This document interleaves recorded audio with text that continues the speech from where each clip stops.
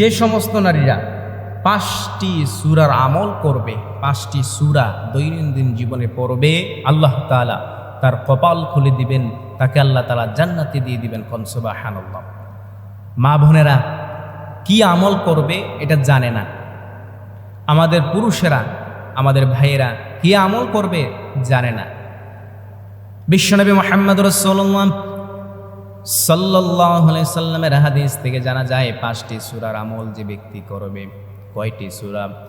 5টি সূরার আমল যে ব্যক্তি করবে, আল্লাহ তাআলা তার কপাল খুলে দেবে, তাকে আল্লাহ তাআলা জান্নাতি দিবেন, সে জান্নাতি হয়ে যাবে।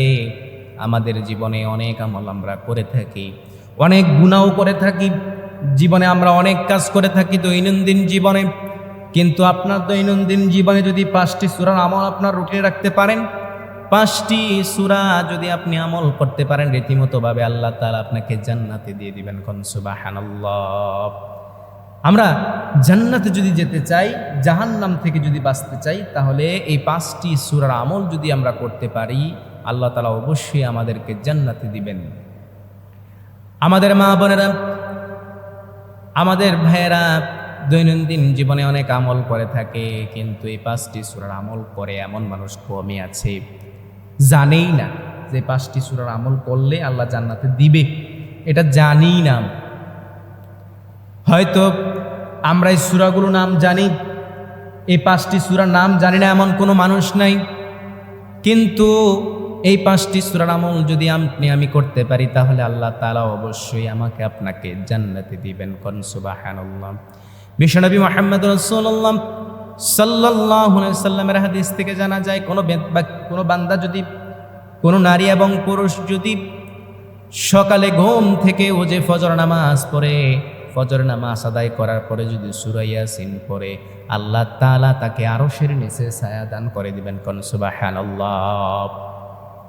কিয়ামতের ময়দানে 5 ব্যক্তিকে, 7 শ্রেণীর লোককে আল্লাহ তাআলা আরশের নিচে ছায়া দিবেন।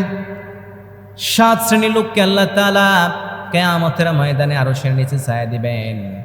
এর মধ্যে যদি কোনো বান্দা এই সূরা ইয়াসিন তেলাওয়াত করে, সূরা ইয়াসিন যদি কেউ তেলাওয়াত করে ফজর নামাজের পরে প্রত্যেক দিন কন্টিনিউ করতে পারে, আল্লাহ তাআলা ওই 7 শ্রেণীর মধ্যে না থাকলেও তাকে আরশের নিচে ছায়া দিবেন। কোন সুবহানাল্লাহ। আরশের নিচে যদি আপনি ছায়া পেতে চান, আরশের ছায়ার অধিকারী, অধিবাসী যদি আপনি হতে চান, কিয়ামতের ময়দানে যদি আপনি উত্তপ্ত তাপের শিকার না হতে চান, জমিনটা তামার হয়ে যাবে, সূর্য মাথার উপরে চলে আসবে, ওই কঠিন সময়ের সম্মুখীন যদি আপনি হতে না চান, তাহলে সূরা ইয়াসিন যদি আপনি পড়তে পারি, আল্লাহ তাআলা অবশ্যই আমাদেরকে আরশের ছায়ার নিচে ছায়া দিবেন। কোন সুবহানাল্লাহ। তাহলে 1 নম্বরে ফজর নামাজের পরে যদি আমরা সূরা ইয়াসিন পড়তে পারি, তাহলে আল্লাহ তাআলা আমাদেরকে কি করবেন? আরশের নিচে ছায়া দিবেন।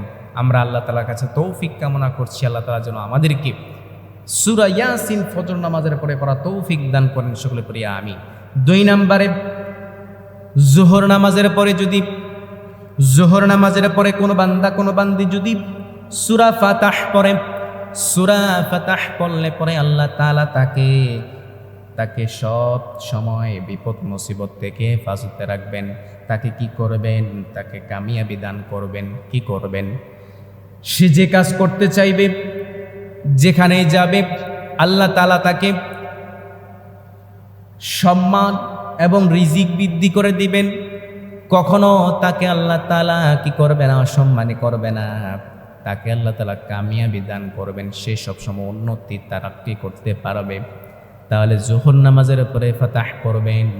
3 নম্বরে সূরা নাবা। আসর নামাজের পরে সূরা নাবা যদি আমরা পড়তে পারি, আল্লাহ তাআলা আমাদেরকে হাউজে কাউসারের পানি দান করবেন।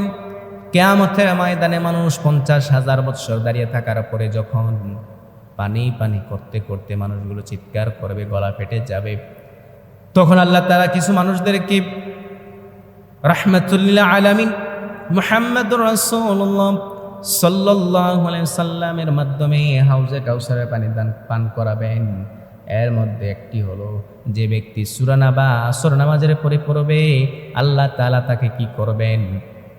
আরশের মালিক তাকে হাউজে কাউসারের পানি দান করবেন। কোন সুবহানাল্লাহ।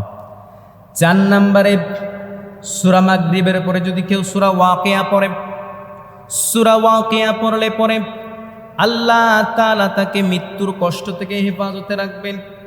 সূরাতুল ওয়াকিয়া যদি কোনো বান্দা কোনো বান্দি যদি মাগরিবের নামাজের পরে পড়ে, আল্লাহ তাআলা তাকে কি করবেন?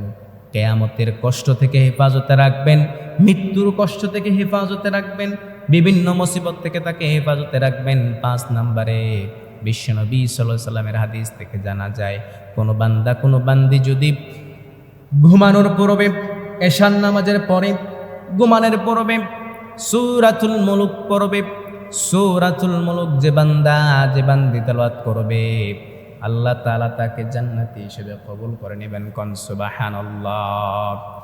মৃত্যুর পরে যখন সে বান্দা কবরে শুয়ে যাবে, কবরে শোয়ার পরে আল্লাহ তাআলা ওই বান্দা ওই বান্দিকে সূরা মুলক পড়ার কারণে ওই বান্দা ওই বান্দিকে কবরের আযাব থেকে মুক্তি দিয়ে দিবেন, সে জান্নাতি হয়ে যাবেন। কোন সুবহানাল্লাহ। তাহলে এই 5টি সূরার আমল যদি কোনো বান্দা কোনো বান্দি যদি করতে পারে, আল্লাহ তাআলা তাকে ওই বান্দা বান্দিকে তার কপাল খুলে যাবে, তার নসিব ভালো হয়ে যাবে, তাকে জান্নাতি হিসেবে কবুল করে নেবেন। কোন সুবহানাল্লাহ।